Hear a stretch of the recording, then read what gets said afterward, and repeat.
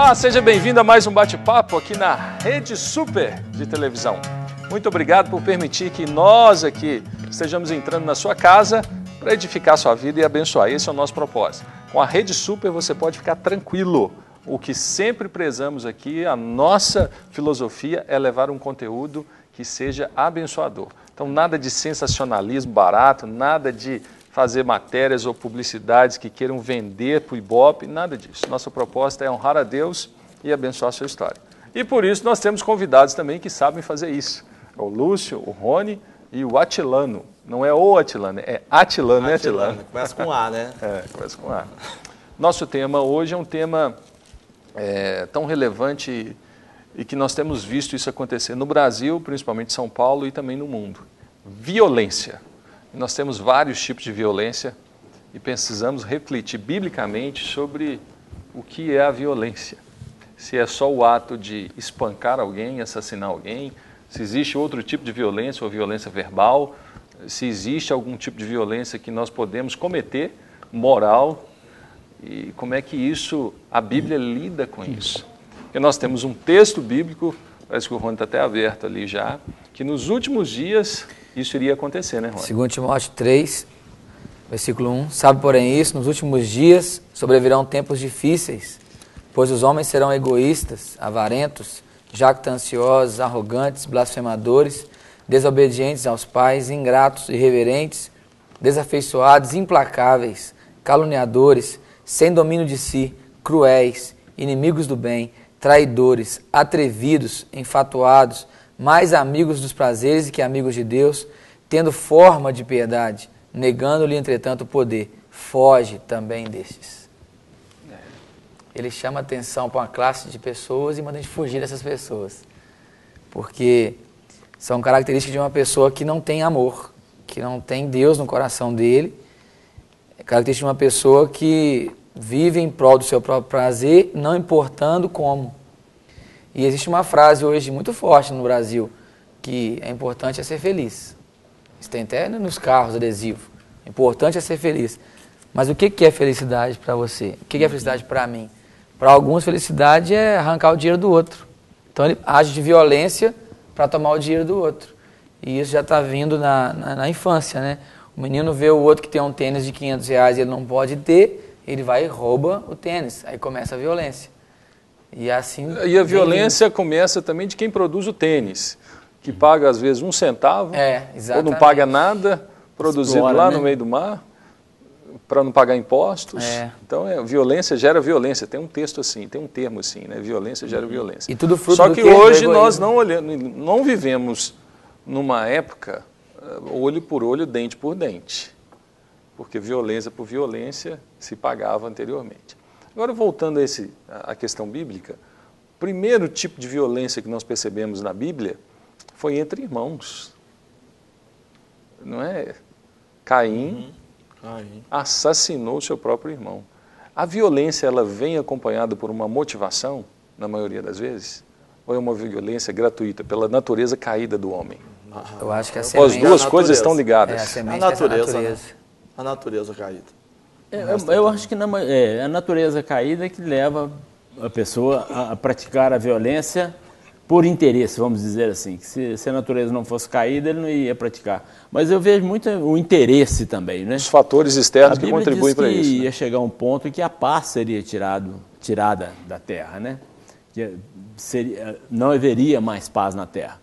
E a gente percebe isso, que às vezes até dentro daqueles que se dizem cristãos, acontece a violência, não precisamente a violência de agressão física, que a violência pode acontecer de várias maneiras, da prepotência, da mentira, né, da calúnia.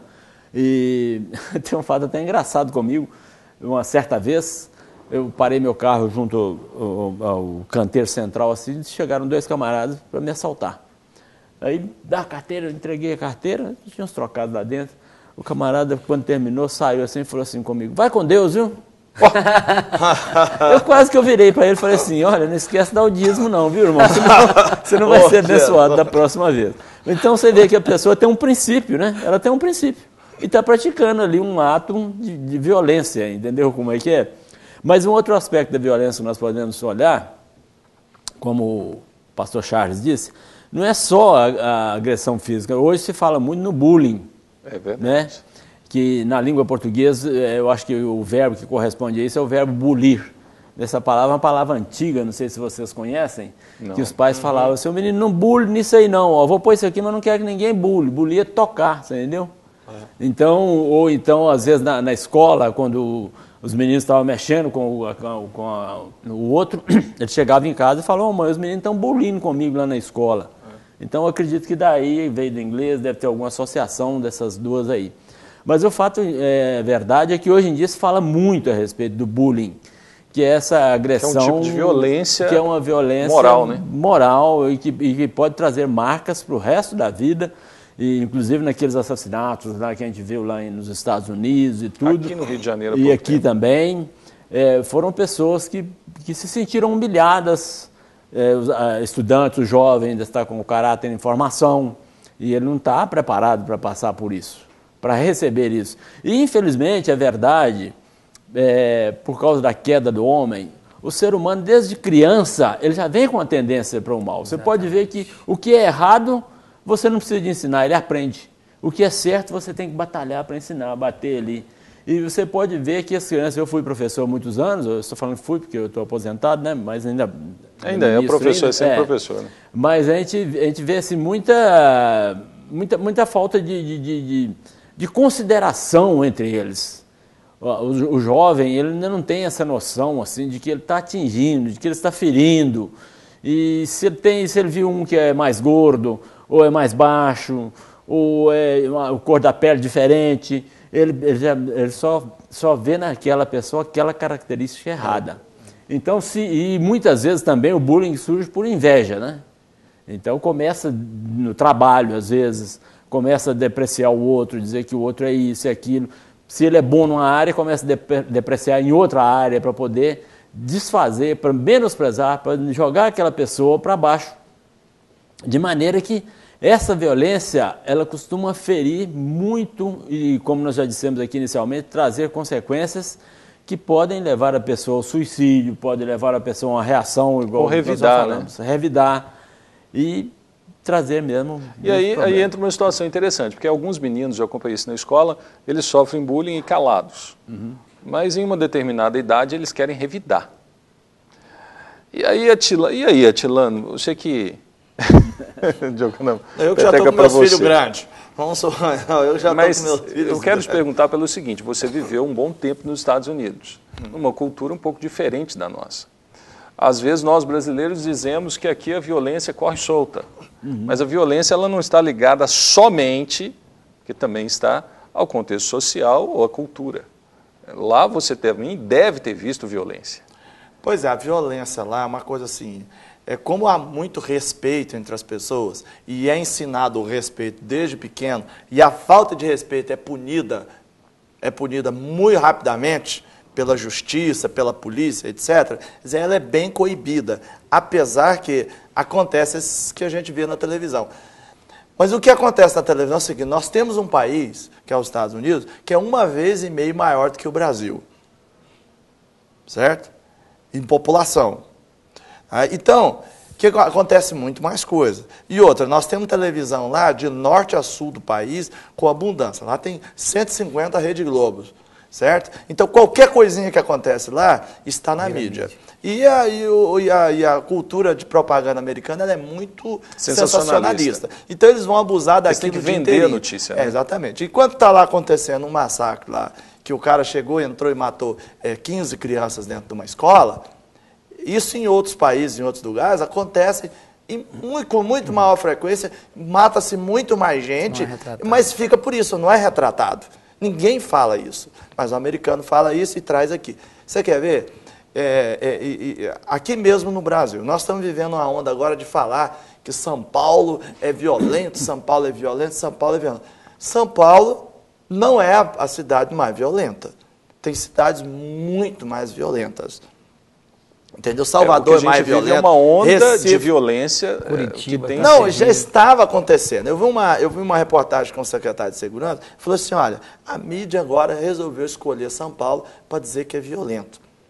E um dos motivos também é o seguinte, nós estamos aí às vésperas de uma Copa do Mundo e de uma Olimpíada, tudo lá no Rio de Janeiro, tudo no Brasil e tudo mais, a gente precisa tirar um pouquinho o foco do Rio de Janeiro, porque tudo é o Rio de Janeiro, né? Tudo é o Rio de Janeiro, lá é que acontece isso, tem que tirar um pouquinho o foco. Para onde nós vamos? Para Belo Horizonte? Nós vamos para São Paulo. São Paulo é grande, tem não sei o quê, tem muita gente, então tem muita violência. Mas claro que tem violência. Tem 15 milhões de pessoas, claro que existe violência. E se você ficar com as câmeras lá em cima e tudo mais, você vai ver essa violência e botar na televisão. Aí fica uma reprodução.